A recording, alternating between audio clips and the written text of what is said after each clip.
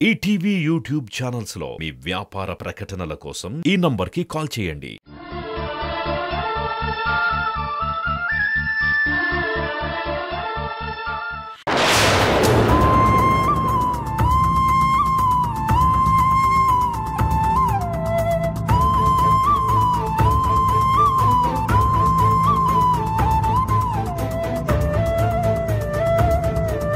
Hello, excuse me.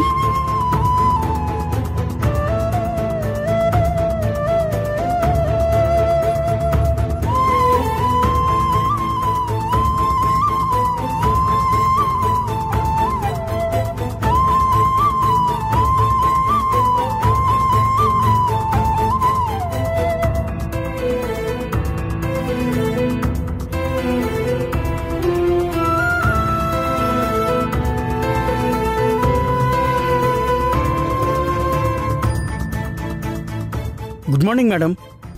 Very good morning. నిన్న మీరు డీలర్స్ని భలే ఒప్పించారని వాళ్లే తిరిగి కాల్ చేసి చెప్తున్నారు మేడం. గుడ్. డీలర్స్ అందరినీ అలాగే టచ్లో ఉంచండి. ఫర్దర్ స్టెప్ గురించి బావగారు వచ్చాక డెసిషన్ చెప్తారు. అక్కర్లేదు వినా.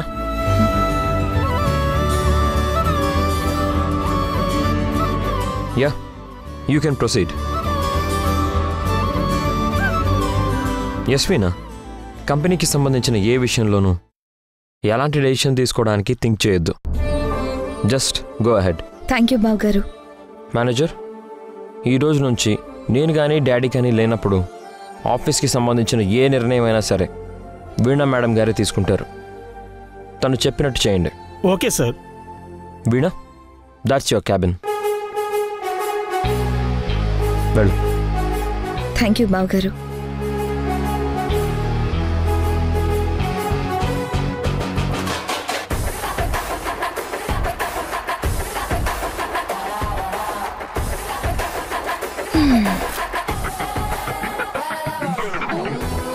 ఇప్పుడు ఈ సీట్లో కూర్చోబోతున్నాను. తొందరలోనే ఎండి సీట్లో కూర్చుంటాను.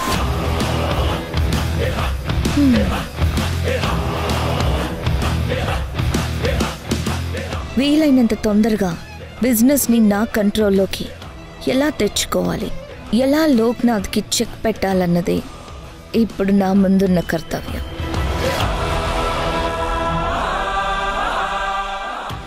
ఎలా ఉంది నీ cabin? Is it fine? Yeah, fine బావగారు. బావగారు, నిన్న మన డీలర్స్కి ఓల్డ్ స్టాక్ని పంపిస్తామని చెప్పాం. లేట్ చేయకుండా ఈరోజు దాన్ని పంపించేస్తే సేల్స్ స్టార్ట్ అయిపోతాయి. మనకు కూడా బర్డెన్ తగ్గుతుంది. కరెక్టే. మేనేజర్కి చెప్పి. Excuse me.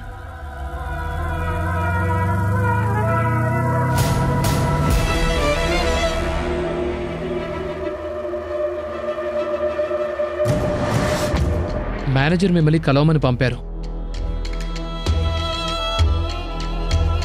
Yeah, tell me Karthik, ఏ పని మీద వచ్చారు? పెద్దిరెడ్డి గారు మెటీరియల్ సప్లై విషయంలో మీతో టైఅప్ అవ్వమని నన్ను పంపించారు.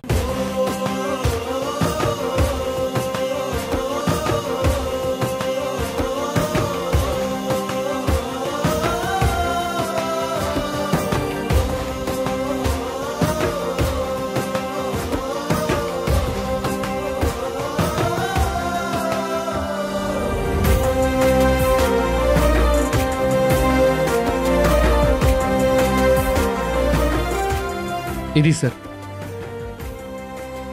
ఓకే కార్తిక్, పర్సనల్ లైఫ్కి బిజినెస్ లైఫ్కి లింక్ పెట్టకుండా ప్రొఫెషనల్గా డీల్ చేద్దాం. All the best. Thank you Shri.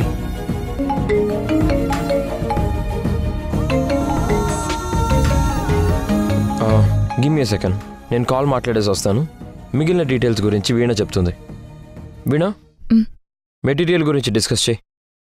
నేను కాల్ మాట్లాడేసి వస్తాను. సరే బావగారు.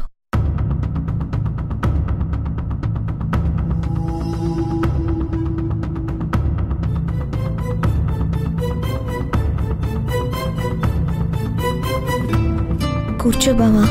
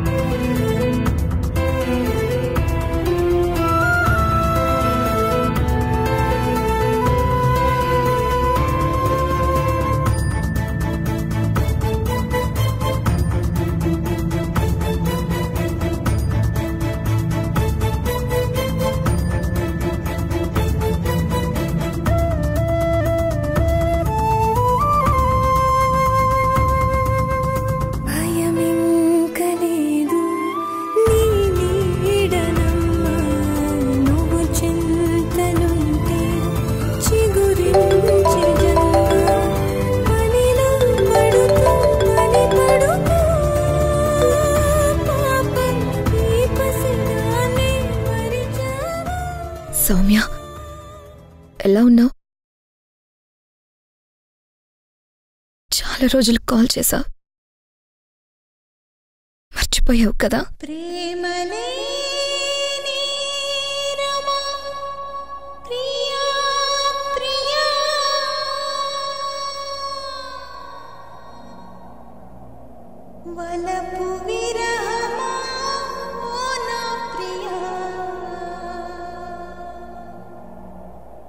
మనసు మమతాకాశమా ఒక తారై మెరిసిన నీవెక్కడో. ఇప్పుడు నేను మాట్లాడిన మాటలన్నీ నీతో మాట్లాడినట్టు ఊహించుకుని మాట్లాడినవే బావా.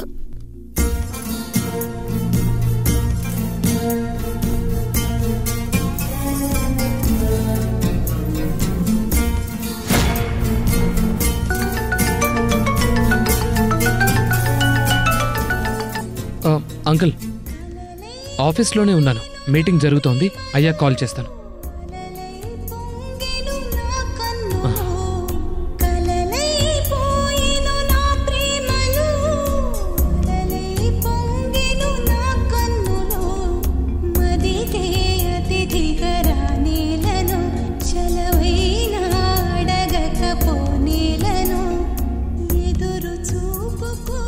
ఎలా ఉన్నావు బావా?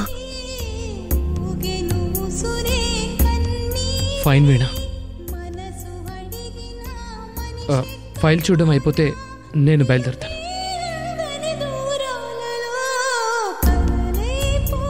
నన్ను క్షమించు బావా.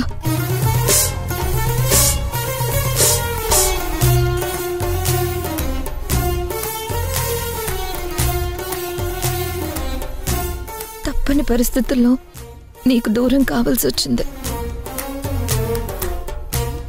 గాయాల్ని గుర్తు చేసే గతం గురించి ఎందుకులే వీణా. నువ్వెలా ఉన్నావు? ఉన్నా లేనట్టే అన్నట్టు ఉన్నాను బావా. ప్రాణం లేని వస్తువుకి నాకు పెద్దగా తేడా ఏం లేదు.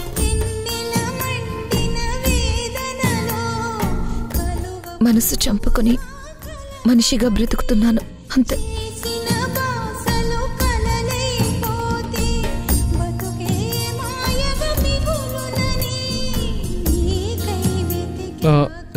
రిషి బిహేవియర్ ఏమైనా మారిందా? కొన్ని జీవితాలు మారవు బావా. అవి పోయే వరకు నమ్మిన వాళ్ళని టార్చర్ పెడుతూ ఉంటాయి. ఎదుటి మనిషి కన్నీళ్లతో వాటి దాహాన్ని తీర్చుకుంటూ ఉంటాయి. నేను దూరంగా ఉన్నా నీ గురించే ఆలోచిస్తూ ఉంటాను బావా.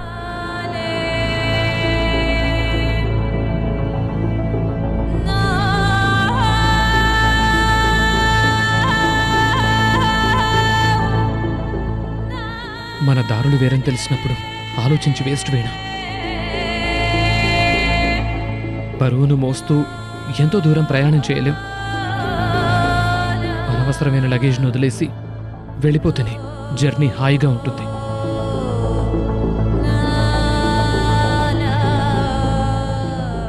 కలలు కన్న జీవితం అల్లకల్లోలం అయినప్పుడు ఇక హాయి అన్న పదానికి అర్థం ఎక్కడుంటుంది బావా? చెప్పు.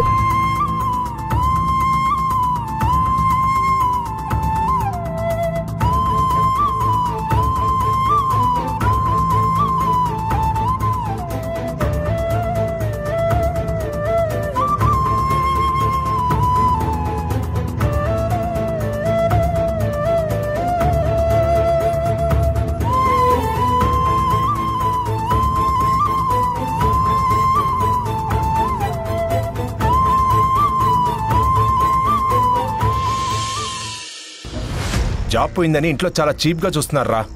అయితే నువ్వే నాకన్నా బెటర్ రా. బేవర్స్గా తిరుగుతున్నానని పాకెట్ మనీ కూడా ఇవ్వడం మానేశారు. ప్రతి పైసాకి అడుక్కు తినడం అయిపోయింది. చిచ్చి. అభిగాడి దగ్గర డబ్బులు సరిగ్గా ఉండటం లేదని వాడి లవర్ పార్టీ మార్చేసిందంట్రా. పైసామే పరమాత్మ. ఏం చేస్తాం? ఈ బాధలు తట్టుకోలేక మందేద్దామన్నా సింగిల్ ఎన్పీ లేదు. చ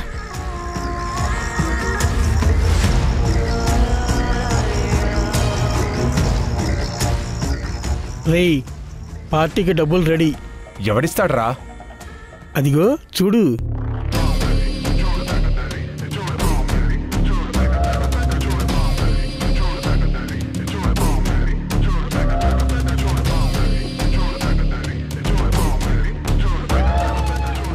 హాయ్ మామా. హాయ్ రిషి. హాయ్ రా. ఎప్పుడు రెస్టారెంట్స్ బార్లో ఉండి మీరు ఇక్కడున్నారేంట్రా?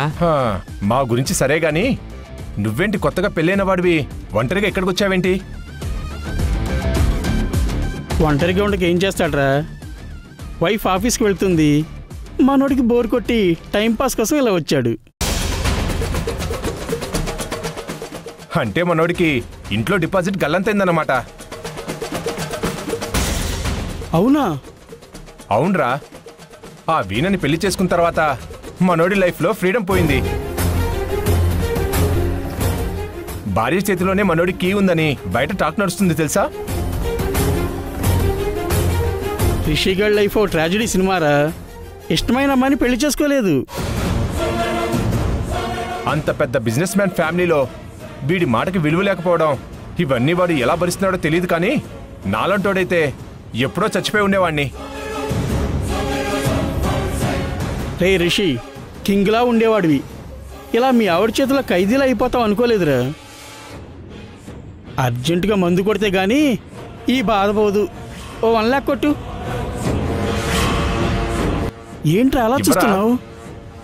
నీ రేంజ్కి 10 లక్షలు అడగాలి. ముందు 1 లక్ష కొట్టు. కొట్టరా. లేవురా. జోక్ చేయొద్దు మామా, సీరియస్గా చెప్తున్నాను. అంటే మనీ పవర్ కూడా మీ ఆవిడ చేతిలోనే ఉందా?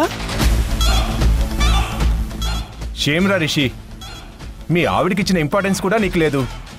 లాస్ట్ ఖర్చులు కూడా డబ్బులు లేవంటే చిచి. ఏంట్రా నోటికొచ్చినట్టు వాగుతున్నావు? మొహం బద్దలైపోతాయి. రే రిషి, రిషి వదలరా. రిషి, ఫ్యాక్ట్ మాట్లాడితే కోపం వస్తుందేంట్రా? నీ డేరింగ్నెస్ మీ ఆవిడ దగ్గర చూపించి డబ్బులు తీసుకుని రా. అప్పుడు నువ్వు కొట్టినా పడతాను. లేదంటే మూసుకొని కామెంట్స్ ఎంజాయ్ చేయి. రాయ్, ఇప్పుడే వెళ్ళి నా వైఫ్తో డబ్బులు తీసుకొచ్చి ఈ రిషి అంటే ఏంటో చూపిస్తా. ఆహా వెళ్ళు.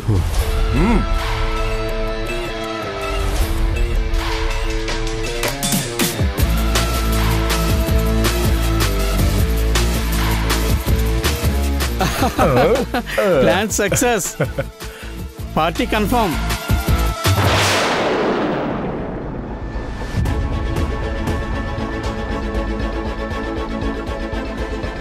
కొటేషన్ కరెక్ట్గానే ఉంది. మనకు కావాల్సిన మెటీరియల్ లిస్ట్ అండ్ దానికి సంబంధించిన డాక్యుమెంట్స్ ప్రిపేర్ చేయించండి. Okay madam.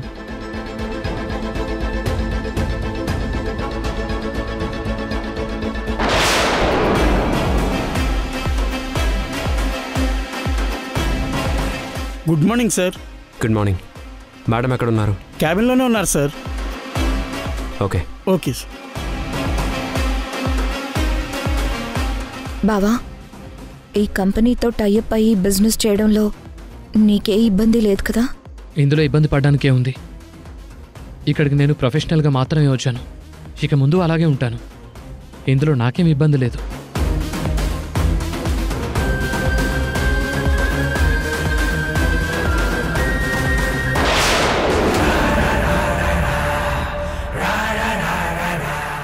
రిషి రా. రిషి రా. వీడేంటి ఇక్కడ? Rishi calm down. రాయ్, ఎందుకు వచ్చావురా? మా ఆఫీసులో నీకేం పని? వెళ్ళరా, బయటికి వెళ్ళు.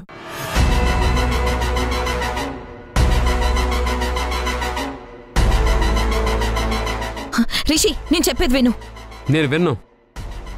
నీకోసం వచ్చాడా? నిన్ను కలవడానికి వచ్చాడా? మాటలు మర్యాదగా రాని రిషి. ఏంట్రా నీకు మర్యాద? మా ఆఫీస్కి వచ్చి నాకే మర్యాద నేర్పిస్తున్నావా? వీణ కోసం రాకపోతే ఎందుకు వచ్చావురా ఇక్కడికి? రిషి, నీకైనా పిచ్చా? నేను చెప్పేది కూడా కొంచెం వినొచ్చు కదా. మేడం, ఒకసారి మీరు మెటీరియల్ లిస్ట్ చూసి ఫైనల్ చేస్తే దాన్ని బట్టి డాక్యుమెంట్స్ రెడీ చేస్తాను. ఇక రేపటి నుంచి కార్తిక్ సార్ వాళ్ళు మన కంపెనీకి మెటీరియల్ సప్లై చేస్తారు.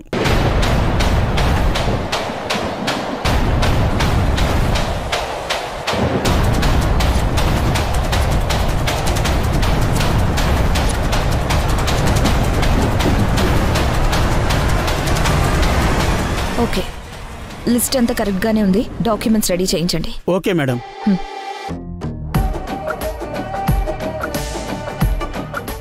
చెప్పేది వినకుండా ఇష్టం వచ్చినట్టు అరుస్తావేంటి? శ్రీబాబు గారే వీళ్లతో మాట్లాడి మెటీరియల్ సప్లయింగ్ కోసం అగ్రిమెంట్ చేసుకున్నారు. ఆ పని మీదే కార్తీక్ బాబు ఇక్కడికి వచ్చాడు. వీడితో అగ్రిమెంట్ చేసుకోవడం ఏంటి? వెంటనే అగ్రిమెంట్ క్యాన్సిల్ చేయండి.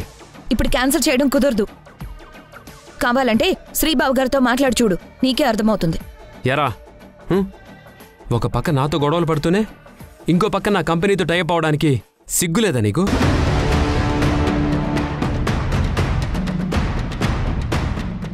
ఇప్పటికైనా అర్థమైందా? ఎప్పటికీ మేం పైనే ఉంటాం, నువ్వు మా కాళ్ళ కిందే ఉంటావు.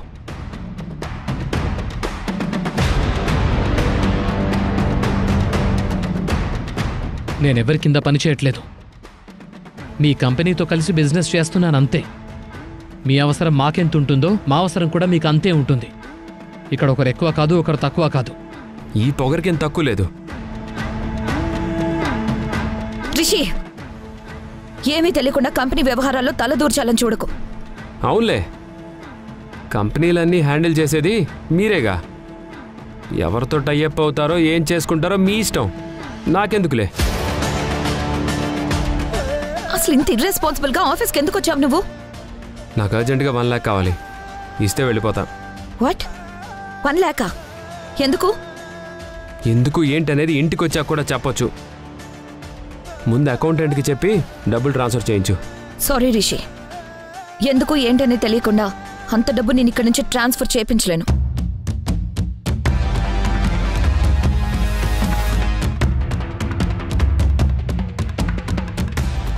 వీణా, నాకు మళ్ళీ కోపం తెప్పించొద్దు. కోపంలో నేనేం చేస్తానో నాకే తెలీదు. డబ్బులు ఇస్తే నా పాటికి నేను వెళ్ళిపోతాను. కారణం తెలుసుకోకుండా అలా ఎలా ఇవ్వాలి రిషి? అదేమీ మన పర్సనల్ డబ్బు కాదు, కంపెనీ డబ్బు. కంపెనీ ఎవరిది? మా డాడ్ది. అంటే నాది. నా డబ్బు నాకివ్వమని ఆర్డర్ వేస్తున్నాను. నేనేమి డబ్బులు ఇమ్మని నిన్ను అడుక్కోవట్లేదు. అయితే వెళ్ళి మావయ్య గారి పర్మిషన్ తీసుకునిరా, అలాగే ఇస్తాను. డబ్బుల కోసం నేను పర్మిషన్ తీసుకోవాలా? ఎంత ధైర్యం!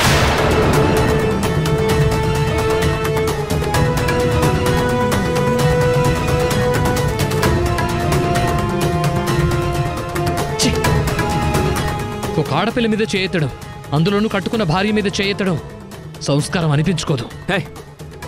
నా భార్య నేను కొడతాను, తిడతాను. అడ్డుపడడానికి నువ్వే అడుగురా. అసలు ముందు నిన్ను ఇక్కడి నుంచి పంపించాలి. వెళ్ళరా బయటికి. చెప్పేది నీకేరా, బయటికెళ్ళు. రిషి, రిషి, రిషి ఏంటి?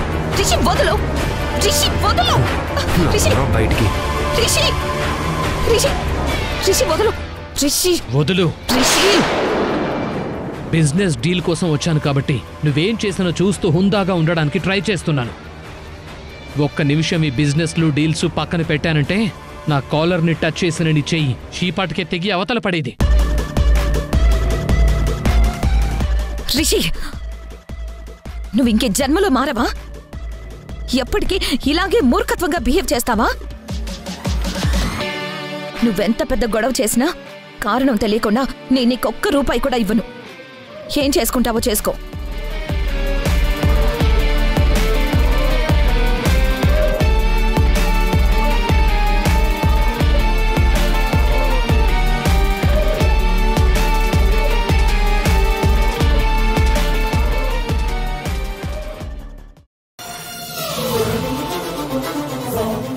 ఇంట్లో ఉన్న మొగుడితో కాపురం చేయకుండా ఆఫీస్కి వెళ్ళి వీడితో కాపురం చేసుకుని వస్తున్నావా?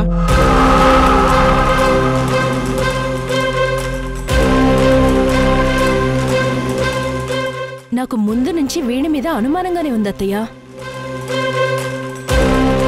ప్రేమించిన వాళ్ళని మర్చిపోవడం అంటే చావడంతో సమానం. వేదా, ఛాన్స్ దొరికింది కదా అని నోటికొచ్చినట్టు వాక్కు.